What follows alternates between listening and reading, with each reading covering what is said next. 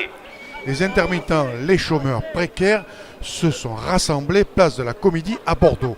Ils dénoncent les droits rechargeables et l'inauguration de la Banque centrale. Leur situation n'a pas changé d'un pouce. Au micro, nous rencontrons Gilbert Anal. Oui, Gilbert Anal de Solidaire 33. Aujourd'hui, on est venu au rassemblement pour soutenir les précaires, les chômeurs et tous ceux qui luttent aujourd'hui pour un pouvoir d'achat décent. Hier, c'était les retraités qui étaient dans la rue. Aujourd'hui, c'est les intermittents et les chômeurs précaires. La situation de ces gens-là n'a pas changé. La situation aujourd'hui, non seulement elle n'évolue pas, mais elle régresse. Hier, avec les retraités, nous étions plus de 700 qui sont venus dire arrêt au blocage de l'augmentation des pensions et des retraites. Ça fait depuis maintenant 3 ans que le gouvernement a décidé et vient de renouveler cette décision de bloquer l'augmentation des pensions et des retraites, et la vie continue à augmenter. Déjà, les retraites, de façon globale, ne sont pas suffisantes. Alors aujourd'hui, si on bloque l'évolution dans le montant de l'augmentation de ces retraites-là, eh bien, ça devient catastrophique. Alors aujourd'hui, tout ce qui touche les minima sociaux, tout ce qui touche les précaires baissent, ont un pouvoir d'achat qui baisse, et ça, c'est inadmissible. Parce que quand on voit à côté l'augmentation des bénéfices des grosses entreprises, les dividendes qu'on reverse aux actionnaires, on se dit qu'il y a un très mauvais partage des richesses. Il faut quand même savoir que quand le gouvernement a voulu imposer cette taxe sur les grosses fortunes et qu'ils ont en fin de compte éliminé, eh bien cet argent, il fallait le trouver quelque part. Ils sont allés taxer les retraités en augmentant la CSG. Donc on est aujourd'hui sur une catégorie de population qu'on continue à ponctionner même s'ils n'arrivent plus à vivre. Et ça, c'est inadmissible. Hier, les retraités, aujourd'hui, les précaires, demain, les salariés, le 9 avril, grève générale à l'appel de Solidaire, CGT, FSU et FO. Il faut qu'à un moment donné, ces connexions se fassent et que tous, on soit dans la rue. Parce qu'aujourd'hui, ce n'est pas à l'Élysée, ce n'est pas à Matignon qu'on obtiendra satisfaction. S'il faut se mobiliser, il faut descendre dans la rue et créer un rapport de force qui soit favorable au travail. Aujourd'hui, il y a un rapport de force favorable au capital. Tous les médias, tous, sans exception, sont dans ce sens-là. Et aujourd'hui, il faut qu'on inverse ce rapport de force. Il faut repartir sur un travail de rue, un travail d'explication.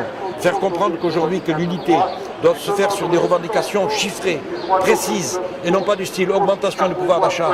Il faut dire aujourd'hui 1700 pour tous. Il faut qu'on arrive à une situation. Pourquoi je dis ça? Parce qu'aujourd'hui, comme on a laissé cette place vide, le Front National s'y est engouffré. Le Front National, il ne faut pas oublier que c'est un parti fasciste.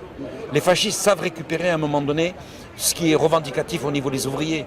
Qu'on se rappelle le national-socialisme de Hitler.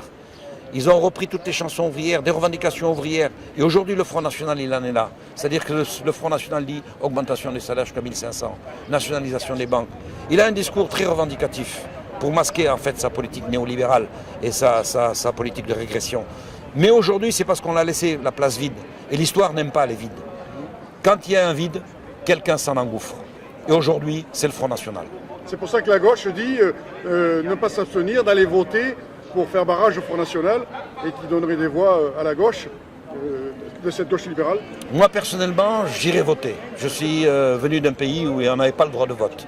Ouais. Après, ce que je mettrai dans l'urne, ça ne me regarde que moi, mais je n'ai pas honte de le dire. Premier tour, je voterai Front de gauche. Deuxième tour, je voterai blanc. Parce qu'aujourd'hui, il faut donner une leçon. Et malheureusement, on n'a que cette possibilité de le faire puisque les manifestations dans les rues ne fonctionnent pas comme il faut.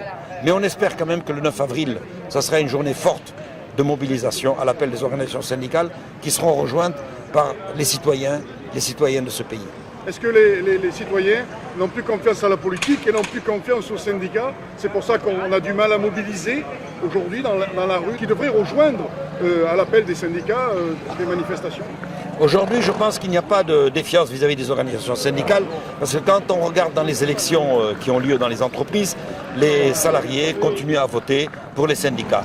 Sauf qu'aujourd'hui, je crois que les syndicats n'ont pas encore capté les desiderata des citoyens, des salariés et de la population française. C'est l'emploi. L'emploi qui est la revendication number one. Tout le reste, c'est du flanc. Sur le racisme, sur la montée du Front National, on nous amuse avec ça. Aujourd'hui, c'est l'emploi. Quand on pose la question aux gens, qu'est-ce qui se passe? C'est l'emploi. Et il faut travailler sur ça. Il faut qu'à un moment donné, les organisations syndicales, tout ensemble, se réunissent et se battent pour les 32 heures et pour aller vers les 30 heures. Parce que le travail, avec l'automatisation, avec la nanotechnologie, évidemment, on est soulagé. Donc les entreprises en profitent pour licencier, pour augmenter leurs bénéfices. Aujourd'hui, il faut qu'on comprenne que c'est la diminution du temps de travail qui va être la seule revendication importante pour que tout le monde travaille et que c'est le travail qui intègre. Donc grâce aux 32 heures, ça partagerait le travail? Il faut arriver à ça, même vers les 30 heures, même vers les 25 heures. Je me rappelle à l'époque, dans les années 1970, il y a un spécialiste sociologue du travail qui avait dit « travailler 2 heures par jour ». Il est publié chez Maspero, il a été republié il n'y a pas longtemps. Tu t'imagines travailler 2 heures par jour? Il avait prévu qu'avec toute l'évolution technologique, on ne pouvait que travailler 2 heures par jour. Oui. Et ça, c'est important. Donc il faut dire aux abstentionnistes, ne vous abstenez pas, allez voter. Moi, je ne donne pas de conseils. Chacun fait ce qu'il veut en son âme et conscience et qu'il analyse la situation comme il la soutient. Sauf qu'aujourd'hui, il faut manifester quelque chose. Il faut manifester quelque chose. Soit dans les urnes, soit dans la rue. Mais moi, j'ai une préférence pour la rue. D'accord. Merci Gilbert, c'est gentil à toi.